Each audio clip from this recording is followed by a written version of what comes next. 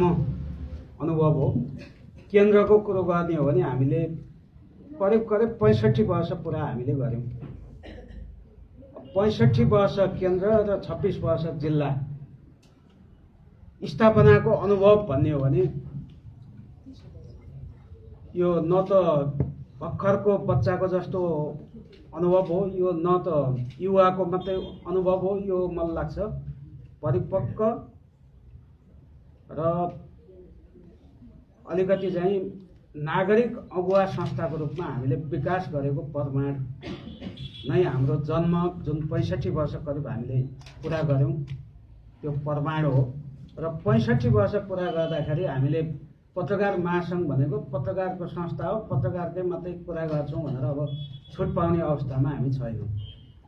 नागरिकले हामीलाई के भन्छ भने नागरिक अगुवा संस्थाको रूपमा बुझिएको छ। अहिले हामी कहीँ जान्छौँ, पत्रकार महासङ्घले यो आवाज बोलिदिनु पर्यो, यहाँ अन्याय भयो, यहाँ अत्याचार भयो, वकिलहरूको आवाज बोलिदिनु पर्यो, त्यसपछि प्राध्यापकको आवाज बोलिदिनु पर्यो, चिकित्सकको आवाज बोलिदिनु पर्यो, नागरिक क्षेत्रका विभिन्न सङ्घ संस्थाको आवाज बोलिदिनु पर्यो, नागरिक संस्थामाथि यहाँ स्थानीय तहले कानुन बनाएर प्रतिबन्ध लाउन थाल्यो, अरू विषयमा बोलिदिनु पर्यो भनेर राजनैतिक दलहरूले पनि भन्न आउने ठाउँ यही हो। त्यसैले पत्रकार महासङ्घ आफ्नो स्थापनाको भनौँ महासङ्घ 65 वर्ष चान्चुन उमेर पुरा गरिसक्दा एउटा परिपक्व नागरिक अगुवा संस्थाको रूपमा यो स्थापित भइसकेको छ। र यो संस्थाले हाम्रो भूमिकाको कारण पनि स्थापना कालदेखि अहिलेसम्म हामीले प्रेस स्वतन्त्रता र पत्रकारको हित मात्रै भनेका छैनौँ। हामीले सबभन्दा माथि चाहिँ लोकतन्त्रकै कुरा गरेका छौँ। लोकतन्त्र बिना लेख्ने स्वतन्त्रता हुँदैन। त्यो भएर लोकतान्त्रिक व्यवस्था कहिले बहाली हुनुपर्छ भन्यो, कहिले पुनर्स्थापना भन्यो, कहिले स्थापना हुनुपर्छ भनेर भन्यौँ। हामीले चाहिँ लोकतान्त्रिक व्यवस्था स्थापनाको लागि पत्रकार महासङ्घले पनि ठुलो भूमिका खेलेको छ। र पछिल्लोचोटि भन्यो भने 46 सालमा पनि भूमिका खेल्यो। त्यसपछि पछिल्लो जनआन्दोलनमा त हामी सडकमा लोकतान्त्रिक व्यवस्था स्थापनाको लागि भनेर सडकमा गइरहँदा हामीलाई 8औं दलको संज्ञा दिइयो। त्यो बेलाका प्रवक्ता, सरकारका प्रवक्ता, गृहमन्त्री कमल थापादेखि ल्याएर त्यो बेलाको सरकारले हामीलाई 8औं दल हो पत्रकार महासङ्घ भने यो पनि भनेर भन्यो। 7 दल मिलेर आन्दोलनमा थियो। त्यो बेला हामी आन्दोलनमा पनि लोकतन्त्रको लागि भनेर हामी काँडे तारहरू तोडेर यो जिल्लामा पनि लोकतान्त्रिक आन्दोलनमा सहभागी हुनुभएको छ। थुप्रै जेल पनि पर्नु भएको छ। हामी सहभागी भयौँ। हामीले गणतन्त्र हुनुपर्छ भनेर स्पष्ट नारा अघि सार्यौँ। पत्रकार महासङ्घले राजनैतिक नारा अघि सार्यौँ। संविधान सभाबाट संविधान बन्नुपर्छ भनेर नारा अघि सार्यौँ। देशमा गणतन्त्र पनि स्थापना भयो, संविधान सभाबाट संविधान पनि बन्यो। त्यसपछि हामीले यो संविधान कार्यान्वयन हुनुपर्छ भनेर नारा अघि सार्यौँ। सबैलाई दबाब दिउँ भनेर भन्यौँ। अघिल्लो वर्ष पनि हामी निर्वाचन यहाँ हुनुपर्छ भनेर दबाब दिन यहाँ कार्यक्रम गरिरहेको थियौँ यही हलमा। निर्वाचन पनि सफल भयो। त्यसपछि निर्वाचन सफल भएपछि तपाईँ हाम्रो चाहना 9-10 महिने सरकार यो निर्वाचनबाट हुनुभन्दा थाई सरकार बनोस्। त्यो राजनैतिक स्थिरता थाई सरकारपछि हुन्छ। राजनैतिक स्थिरतासँगै विकासका समृद्धि हुन्छ भन्ने पत्रकार महासङ्घले स्पष्ट, हामी पत्रकार, हामी सञ्चार क्षेत्रले स्पष्ट भिजन दियौँ। अहिले राजनैतिक रूपमा सरकार पनि सक्यो। अब अलिअलि कहिलेकाहीँ हामीले हाम्रा कुरा पल्लो गर्नु थाल्यौँ। राजनैतिक रूपमा परिवर्तन भइसक्यो, संविधान पनि बनिसक्यो, सरकार पनि बनिसक्यो। अब अलिकति सञ्चार क्षेत्रका मुद्दा पनि सुनिदेऊ न भनेर के भन्न थाल्छौँ। राजनैतिक दलहरू हामीमाथि आक्रमण गर्नुहुन्छ। पत्रकारितालाई उहाँहरूले के भन्नुहुन्छ भने पत्रकारिता गर्नु भनेको अपराध गर्नु हो भनेर उहाँहरू परिचय गर्नुहुन्छ। सबै राजनैतिक दल एक भएर संसदबाट मुलुकी फौजदारी संहिता ल्याउनु भयो। फौजदारी संहितामा के भन्नुभयो भने पत्रकारिता गरेको अपराध भने ज्यान मारेको अपराध सर हो भन्नुभयो। त्यसलाई चाहिँ फौजदारी कसुर सर मान्नुभयो। त्यो चाहिँ त्यो अनुसूचीको 1 मा राखेर फौजदारी कसुर भने सिधै पुलिसले मुद्दा चलाउने, त्यसलाई सिधै पुलिसले थुन्ने र अदालतको आदेश बिना पनि थुनेर राख्ने। ज्यान मारे सर अपराध, लेखे बापतको अपराध चाहिँ त्यति ठुलो अपराध मान्नुभयो। त्यसमा पनि फेरि हामी सडकमा आयौँ। सडकमा आएपछि यसलाई सच्याउँछौँ भनेर प्रतिबद्धता व्यक्त गर्नुभयो। तर मैले यो सुरुमै किन भने भनेपछि राजनैतिक रूपमा देशको अहिले शासन व्यवस्था, लोकतन्त्र स्थापनामा, संविधान कार्यान्वयनमा, स्थायी सरकार बनाउनमा सबैमा हाम्रो महत्त्वपूर्ण भूमिका खेल्यौँ। तर हामीले के उपहार अहिले पाइरहेछौँ भनेपछि यो 5 नम्बर प्रदेशकै कुरो गर्दाखेरि होइन, पूर्व सञ्चार मन्त्री रहेको क्याबिनेटले एउटा सञ्चार विधेयक क्याबिनेटले पास गर्यो। त्यो विधेयकमा फेरि पनि लेखेका कुराहरूलाई अपराध ठाने। तिमीहरूले नभएको कुरा झुट लेख्यौ, नभएको कुरा लेख्यौ भने तिमीहरूलाई चाहिँ साइबर क्राइम लगाइन्छ भनेर कानुनमै लेख्यो। फेरि फौजदारी मुद्दा लगाइन्छ भनेर लेख्यो। वास्तवमा कहाँ छौँ हामी भन्ने अलिकति समीक्षा गर्नुपर्छ भन्ने मलाई लाग्छ। हाम्रो संस्कार के छ? के आलोचना पत्रकारहरूले गर्ने आलोचनाले राजनैतिक दलहरूको सत्ता गर्लाम ढल्छ? हामी ढाल्न त भनेको छैनौँ। हामी यो सरकारमा यसलाई छोडेर अर्को ल्याइदियो भने भनेको छौँ हामीले, कसैलाई पनि भनिनौँ। अब यसो भनिरहँदा फेरि नेपाली काङ्ग्रेसका यहाँ नेताजी हुनुहुन्छ, है भाषण गर्नुभएको थियो। अब काङ्ग्रेसलाई यहाँ सत्तामा अलिकति फाइदा, के अरे पत्रकारले यसो भनिरहँदा अहिले यो सत्तालाई विरोध र काङ्ग्रेसलाई पक्ष पोषण गरे होइन। नेपाली काङ्ग्रेसकै अहिलेको सभापति शेरबहादुर देउवा पालामा लेखे बापत मलाई म पनि 1.5 वर्ष जेलमा बसेको छु। कृष्णसेन उहाँकै पालामा उहाँकै आदेशले मारिनु भयो कृष्णसेन। वास्तवमा त्यो राजनैतिक दलहरूको संस्कार आलोचना सुन्न सक्ने भएन। राजनैतिक दलहरूको संस्कार चाहिँ अलिकति चाहिँ सत्तामा हुँदा बित्तिकै कानुन लगाएर ठिक पार्ने, पत्रकारलाई थुन्ने, पत्रकारिता गर्नु भने चाहिँ अपराध गर्नु हो भन्ने उहाँहरूको सोच भयो। यो सोच बदल्नको लागि तपाईँहरूले साथ दिने कि नदिने, तलबाट नेताहरूले साथ दिनु पर्यो, ऊर्जाशील नेताहरूले र आम पत्रकारहरूले पनि। हामीले अलिकति कहीँ र कतैबाट प्रेस स्वतन्त्रतामाथि आँच आउँछ भने त्यहाँ कसलाई भोट देऊ के देऊ भन्ने छैन। त्यहाँ चाहिँ प्रेस स्वतन्त्रताको मुद्दामा सम्झौताहीन ढङ्गले हामीले लेख्न पर्यो भन्ने विषय म चाहिँ सुरुमै एकदम अनुरोध गर्न चाहन्छु। र हामीले परिवर्तनपछि पनि परिवर्तनको अनुभूति तपाईँ हामीले गर्न पाएनौँ। सङ्घीयता देशमा आयो, गाउँ गाउँमा राजनैतिक रूपमा सिंहदरबार पनि आयो, तर सञ्चार क्षेत्रमा अहिले पनि हामी प्रेस पास ल्याउन चाहिँ काठमाडौँ जानु पर्ने, सिंहदरबार र छिनामङ्गल प्रेस पास यहाँ ल्याउने व्यवस्था नहुने, विज्ञापनको रकम हामी भुक्तानी गर्न वहीँ सूचना विभागै पुग्नु पर्ने काठमाडौँ, त्यो चाहिँ यहाँ स्थानीय तहबाट हामीले नपाउने।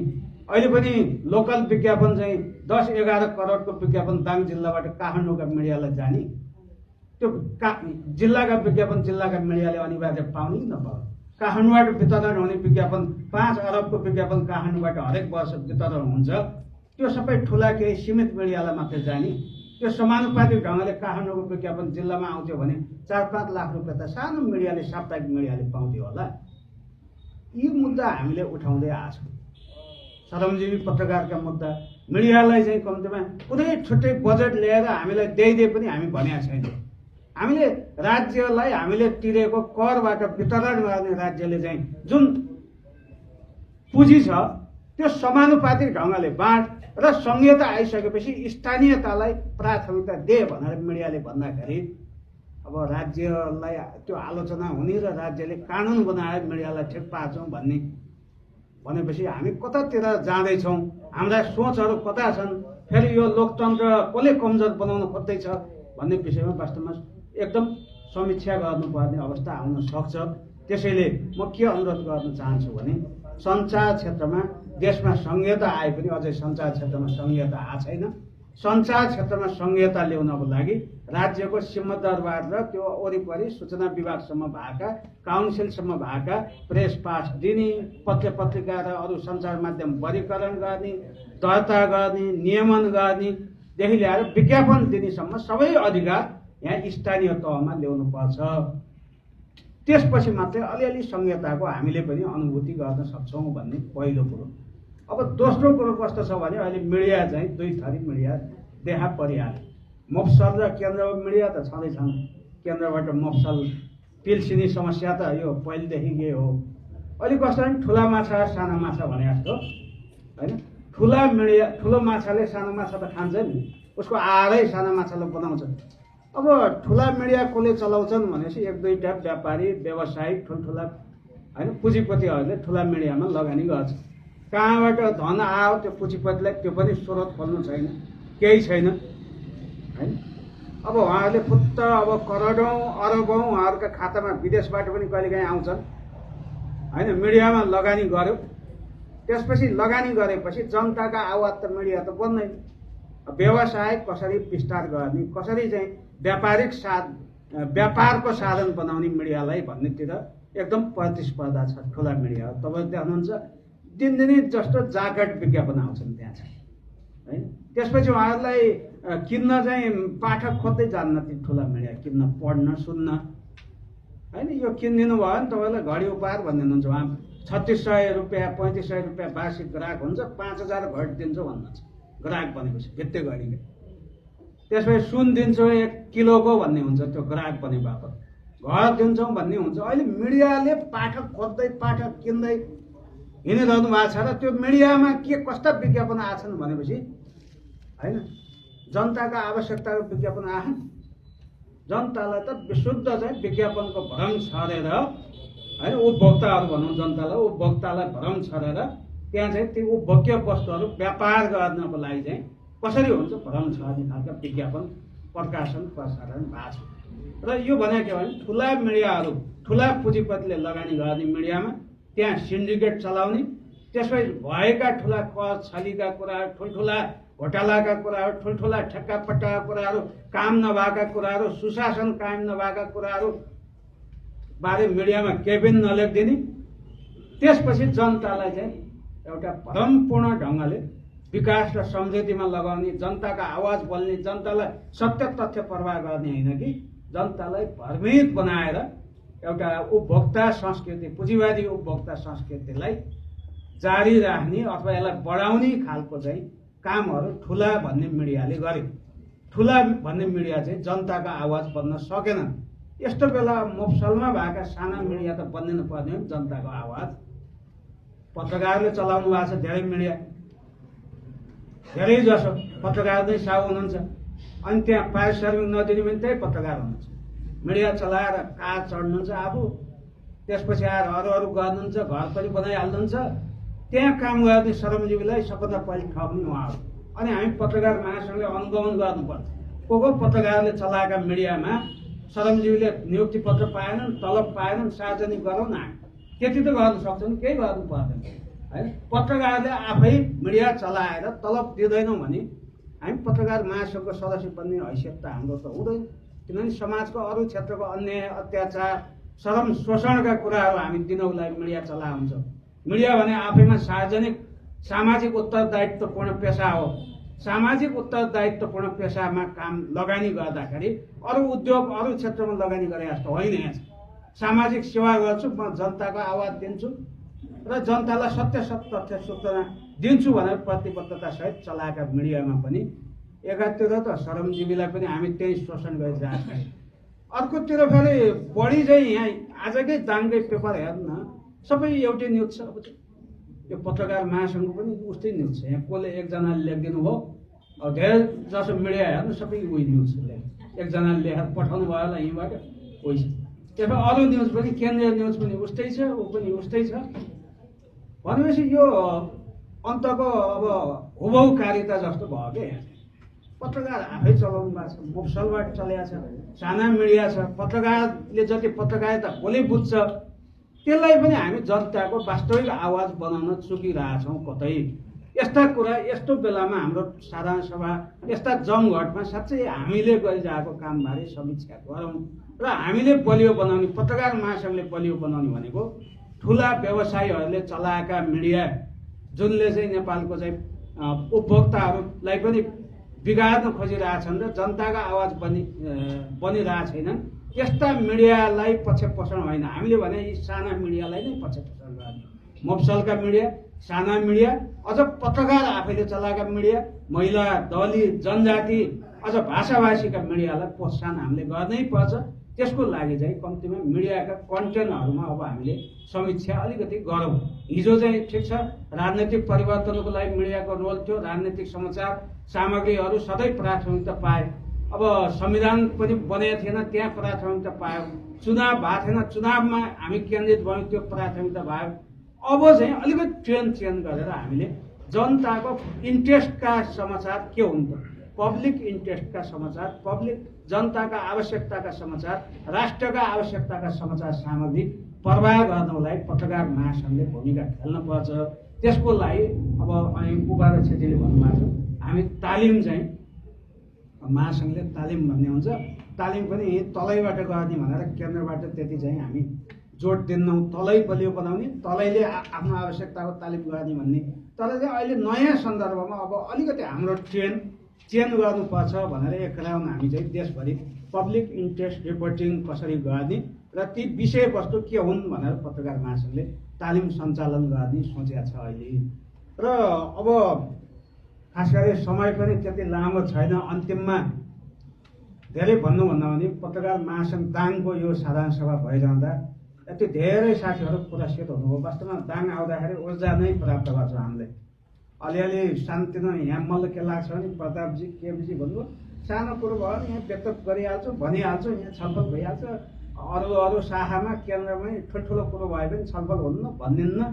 अब यो प्राविधिक शान्तिको कुरो यस्तो चाहिँ यसो मिलाएर मिलिहाल्ने कुरो कुनै नीतिगतमा यहाँ त्यस्तो बहस भए पनि होइन। तर यो पनि एउटा पक्ष हो। सानो भयो भने छलफल हुन्छ, हल भइहाल्छ, त्यहाँ पछिसम्म इगो पनि रहँदैन, केही पनि रहँदैन, सिद्धिहाल्छ। त्यो भएर दाङमा हामी आउँदाखेरि साँच्चै पत्रकार महासङ्घ केन्द्रले पनि व्यक्तिगत रूपमा हामीले पनि ऊर्जा ल्याउँछौँ। र अब महासङ्घ केन्द्रमा भने चाहिँ अब केन्द्रमा अध्यक्ष हौँ भनेर त्यस्तो भन्दा पनि परिस्थितिले केन्द्रमा अध्यक्ष भएर आइयो। अब अध्यक्ष भएर आइसकेपछि क्वेसन के हुन्छ त अध्यक्ष भएपछि के गरिस् भन्ने हुन्छ कि के गरेँ भन्ने होला होइन। अरू योभन्दा पहिलेको अध्यक्षले त भवन बनाएको थियो, सरकारले हाल्यो भने भवन त बनिएको थियो, भवन बनायो भने होला नि कति। अब त्यो त्यस्तो देखिने अरू पनि केही पहिले पनि भए जस्तो लाग्दैन। अब यो मेरो बुझाइ के भने महासङ्घको अध्यक्ष भएपछि मैले पहिलो काम चाहिँ त्यो एनजिओ आइएनजिओको कति त्यहाँ सहकार्य केन्द्रमा भएको थियो, त्यो चाहिँ तपाईँहरूलाई बिदा भनेर होइन। युरोपियन युनियनसहित धेरै सङ्घ संस्था करोडौँ सहकार्य गर्ने संस्था बिदा भने महासङ्घलाई किन एनजिओ बनाउनु भन्ने। अब त्यो महासङ्घको अरू सहयोग नलिएपछि महासङ्घको तालिम पनि हुन्न, गतिविधि पनि हुन्न। फेरि के गरिस् भन्ने क्वेसन हुँदो रहेछ होइन। बडो समस्या क्या, महासङ्घ चलाउने हो एनजिओ बनाउने होइन भन्ने अब सोच अलिकति हाम्रो भयो। तर फेरि अब साधन स्रोत केही पनि छैन, राज्यले दिने साधन स्रोत हामी अध्यक्ष भएर गएको केही समयपछि के भयो काटिदिनु भयो उहाँहरूले राज्य। अब राज्यले दिएन हामीलाई भनेर वक्तव्य निकाल्नु पनि राज्यबाट पत्रकारले महासङ्घले ल्याउन माग्यो, नेपालको पत्रकारले भन्दा अन्तर्राष्ट्रिय छवि कस्तो होला भन्ने भयो, त्यो पनि गरिएन, दिएन भनेर फेरि मागेर ल राज्यले देऊ भन्न पनि गइएन। त्यो भएर केही चुनौतीहरू अवश्य छन्, तर केही न केही अब महासङ्घको बारेमा बुझ्ने सवालमा चाहिँ एकरूपता जरुरी हुन्छ। महासङ्घ भने मेरो बुझाइ के भने अभियान हो। यो चाहिँ महासङ्घ भने राज्य सत्ता सरकार जस्तो बाँड्ने कोहीलाई केही दिने होइन, यो चाहिँ होइन विकासीय अड्डा पनि होइन, अभियान हो। सबभन्दा हामीले दिने भनेको कुरा चाहिँ चेतना दिने हो, महासङ्घले विचार दिने हो र महासङ्घ नागरिकहरूको अगुवा संस्था पनि बन्ने हो र महासङ्घले पत्रकार हक हित अधिकारको निम्ति यसले चाहिँ आन्दोलनै गर्ने हो। यो चाहिँ अब तलमाथि श्रमजीवी पत्रकारको लागि अब 1.25 वर्ष हामी आएको भयो, अब तलमाथि नगरेर आन्दोलनै गर्ने हो। जिल्लामा पनि तयारी गर्नुहोस्, केन्द्रमा हामी सरकारीबाट सुरु गर्छौँ, अस्ति ज्ञापन पत्र दिएको छौँ, त्यहाँ ठुला मिडियामा गर्छौँ। हामी श्रमजीवीहरूको हितको लागि हामी आन्दोलन गर्ने, अनि साना मिडियाहरूको पनि अधिकार दिलाउनको लागि हामी आन्दोलन गर्ने, समानुपातिक अधिकारको लागि पनि हामी विज्ञापन लगायत सबै आन्दोलन गर्ने, पुनर्संरचनाको लागि पनि हामी आन्दोलन सङ्घर्ष जति गर्नुपर्छ गर्ने। हामीले प्रेस तथा यी प्रेस सम्बन्धी कानुन र संरचनाहरू निर्माणमा पनि प्रेस स्वतन्त्रता मैत्री बनाउनको लागि पनि हामी दबाब दिने, आन्दोलन गर्ने। यसको अर्थ अभियान भन्नुहोस्, आन्दोलन भन्नुहोस्। महासङ्घ भने आन्दोलनै हो। हिजो नारायण गोविन्दले 26 वर्ष पहिले दाङमा महासङ्घ स्थापना गर्दाखेरि पनि केही निश्चित लक्ष्यहरू थिए, उद्देश्य थिए। ती उद्देश्य अहिले पनि पुरा भएन। 65 वर्ष पहिले केन्द्रमा चाहिँ महासङ्घ चाहिँ स्थापना हुँदाखेरि पनि यिनै अहिले जे हामी भनेका छौँ प्रेस स्वतन्त्रता, श्रमजीवी हित, समानुपातिक विज्ञापन त त्यही बेला उठेछ। 15 सालमा बिपीले ल समानुपातिक विज्ञापन दिने भनेर सुरुवात बिपी कोइरालाको 2/3 सरकारले गरे, त्यहाँदेखि दिँदै आयो होइन, लोक कल्याणकारी विज्ञापन भनेर। पछि बिचमा समानुपातिक बाँडिन्थ्यो, पछि बिचमा ठुल्ठुलालाई सरकारी दिन थाल्यो विज्ञापन होइन। भनेपछि इस्युहरू हाम्रा चाहिँ स्थापना कालदेखि अहिलेसम्म उस्तै छन् एजेन्डाहरू। तर यसमा हामी चाहिँ निरन्तर रूपमा क्रियाशील अभियान सञ्चालन गरिरहेका छौँ पत्रकार महासङ्घले। त्यो भएर यसमा चाहिँ 1-2वटा इँटा हामी थप्दै जानुपर्छ होइन। अब मलाई के लाग्छ भने केन्द्रीय कार्यालयमा भवन भयो, अब हामीले इतिहासलाई पत्रकारिताको इतिहासलाई संरक्षण त्यो भवनमा गर्न सक्छौँ सक्दैनौँ भनेर अहिले हामीले पत्रकारिता सङ्ग्रहालय नेपालकै बनाउने भन्यो। अब त्यहाँ हिजो चाहिँ सुदीप मेरो एकदम मित्र सुदीपले भने जस्तो ती रेडियोलाई त्यहाँ लगेर भयो नि हामी राख्छौँ भन्ने सोचेका छौँ क्या होइन। 7 सालमा खोलेको रेडियो नेपालको पनि त्यहाँ के चिज छन् त्यो पनि राख्ने, अब जनयुद्धको भूमिकामा खोलेका रेडियो पनि राख्ने। अब सबै चाहिँ सधैँ भए त हुँदैन। अब यस्तै हो, विश्वको क्रान्तिको इतिहासमा यस्तै हुँदो रहेछ। क्रान्ति हुने बेला चाहिँ एउटाको आवश्यकता पर्दो रहेछ, क्रान्ति सफल भएपछि अरू नै आउँदो रहेछन्। त्यहाँ खाने बेला भनौँ न, सत्ता उपभोग गर्ने बेला अरू नै आउँदो रहेछ होइन। अहिले जन भन्ने केही पनि छैनन्, सबै जन सरकार के अरे जनसेनादेखि ल्याएर त्यो त भयो। जन उबार पनि छैन, जन गणतन्त्र रेडियो पनि छैन, बन्द छ। त्यसपछि जनायस पनि म सम्पादक भएको छैन, जनदिशा चलाइयो किसन सम्पादक भएपछि म सम्पादक भयो त्यो पनि छैन होइन। गर्दा गर्दा जन भएका भए सबै छोडेपछि अब के भयो भनेपछि अब चाहिँ नयाँ नयाँ हिजोको सत्ताको पनि वरिपरि तिनै थिए, अहिलेको सत्तामा पुग्ने पनि आन्दोलनका नेताहरू अहिले सत्तामा पुगे, उनका वरिपरि पनि हिजोको सत्ता वरिपरि जो घुम्थे तिनै छन्। अब यो हामी चिन्ता गरेर त भएन, तर हामीले गरौँ न, पत्रकार महासङ्घले गरौँ, तपाईँ हाम्रो ठाउँबाट गरौँ त। त्यो इतिहासको सम्मान आज यति रामप्रसाद होइन जस्तो व्यक्तित्व चाहिँ आदरणीय व्यक्तित्व सम्मानित हुनुभयो, हामी सबै सम्मानित भए अनुभूति हामीले गरेका छौँ। रिता हिजो चाहिँ फेसबुकमा रिताको चाहिँ एकदम चाहिँ फेसबुकमा अन्तर्राष्ट्रियकरण भएको छ सामाजिक सञ्जाल होइन, उहाँ आजै सम्मानित हुनुभयो। वास्तवमा यो सम्मान हो, पत्रकार महासङ्घले 20 जना जति सम्मानित पुरस्कृत हुनुभयो जस्तो लाग्छ आज यहीँ, त्यत्तिकै अग्रजहरू सम्मानित हुनुभएको छ। यो भने तपाईँ हामी सबैको लागि चाहिँ गर्वको कुरो हो। सम्मानित पात्रहरूलाई एउटा चाहिँ ऊर्जा पनि हो होइन। यस्ता काममा तपाईँ हामी आफ्नो ठाउँबाट के गर्न सक्छौँ त्यो गरौँ र पत्रकार महासङ्घमा मलाई लाग्छ इतिहासको संरक्षण गर्ने। त्यसपछि नेपालमा कहीँ पनि पत्रकारिता विषयमा मैले राम्रो अध्ययन अनुसन्धान गर्छु भने कोही पनि लाइब्रेरी रहन्छ। केन्द्रीय कार्यालयमा लाइब्रेरी राखिदिउँ भने त अन्तर्राष्ट्रिय पनि आउँछन्, नेपालका पनि आउँछन् भनेर त्यो पनि हामीले स्थापना अहिले भर्खरै गऱ्यौँ। अब त्यहाँ किताबहरू हामी जुटाउँदैछौँ, लाइब्रेरी स्थापना गरेर मात्रै भएन, केही सफ्टवेयर किताबहरू पनि पाछौँ, अन्तर्राष्ट्रिय किताबहरू।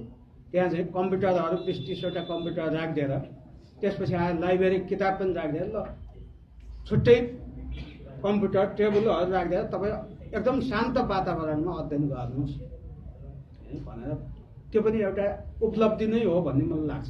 त्यसबाहेक अब पत्रकारिता गर्छ मान्छेले 60 वर्ष पुगेपछि 65 वर्ष पुगेपछि कुनै सम्मान छैन। आदरणीय नारायण गुरुङलाई कहाँ सम्मान गर्ने? पत्रकार महासङ्घले 1000 दिने भने रहेछ, पछि 1500 दिने महासङ्घ आफै भने रहेछ। अब यो 1500 दिएर के हुन्छ त्यो पनि अधिवेशनको बेला एकैचोटि बाँड्ने चलन रहेछ, 10-12 जनालाई मात्रै फेरि 60 पुगे त 100 जना नआइसक्यो के भनेपछि ठुलो लडाइँ भयो राज्यसित। त्यसपछि आएर बरु हामी द्वन्द्व पीडित पत्रकार भनेर हामी द्वन्द्वमा पीडित भए हामी पनि कुनै राहत नलै बसेका छौँ, मारिया र बेपत्ता भाइलाई द्यायौँ। अरू हामी चाहिँ जेल पर्नेले राहत नलै बसेका, पैसा 2 करोड जति रहेछ। त्यसपछि 1 करोड वरिष्ठ पत्रकार भनेर आएर 3 करोड पैसा बचेको रहेछ र त्यसको कोष हामीले राख्न सक्यौँ। त्यसमा यो वर्ष 2 करोड थप्यो भने 5 पुग्छ। त्यसपछि सञ्चार मन्त्रीले म 5 फेर चाहिँ कतैबाट थपेर 10 पुऱ्याउँछु भनेर प्रतिबद्धता गरे हुनाले अब त्यो 10 करोडको कोष भयो भने त कम्तीमा एकजना 60 वर्ष पुगेको पत्रकारलाई 10,000 महिनाको नियमित दिन सक्यो भने पनि उसको जीवन व्यतीतमा त केही गर्न सक्छौँ। त्यो पनि पत्रकार महासङ्घको पहलमा त्यो कोष पनि हामीले स्थापना गर्न सक्यौँ। अब बिमा भनेर सुरुवात भएको थियो, 400 जनाको बिमा छ। अब पत्रकार महासङ्घको सदस्य 13,500 देशभरि, अनि बिमा छ 400 जनाको। अनि पूर्व महासचिव उजेर मगर बागलुङमा घाइते हुनुभयो, दुर्घटनामा परेर बिमा छ कि भनेर हेरेर त उहाँको पनि बिमा फेल भइसकेको छ होइन। अब मेरो पनि भनौँ अहिले अध्यक्ष भावनाले भइरहेको होला होइन, पछि त्यस्तै हालत हो भनेपछि अब यसलाई पनि के गर्ने? हामीले भइरहेको चिज पनि हामी प्रयोग गर्न सकेनौँ, न त निःशुल्क उपचार पाउँथ्यौँ हामीले। त्यही भएर अलिकति यो बिमालाई पनि कसरी प्रभावकारी बनाउने, बरु पत्रकार महासङ्घको सदस्यता नवीकरण हुँदा बित्तिकै स्वतः चाहिँ बिमा हुने, स्वास्थ्य बिमा पनि हुने, दुर्घटना पनि हुने र जीवनै तलमाथि भयो भने पनि कमसेकम 15-20 लाख रुपियाँ आउने गरी बिमा गर्न सक्यो भने पत्रकारलाई केही राहत हुन्थ्यो भनेर त्यो दिशामा पनि काम हामीले अलिकति पहल कदमी अघि बढाएका छौँ र हामीले गर्ने भनेको पत्रकारिताको विकास, संस्थागत विकासको लागि र पत्रकारहरूको हितको लागि हामीले काम गर्ने हो। यसबाहेक हाम्रो नागरिकहरूको हामी आवाज बन्ने नै हो, किनभने पत्रकारहरू राष्ट्र हित र नागरिक हितभन्दा बाहिर जान सक्दैनन्। नागरिकको पक्षमा हामी हरदम उभिनुपर्छ र पत्रकार महासङ्घ पनि त्यसमा चाहिँ चुक्नु हुँदैन भन्ने मलाई लाग्छ। र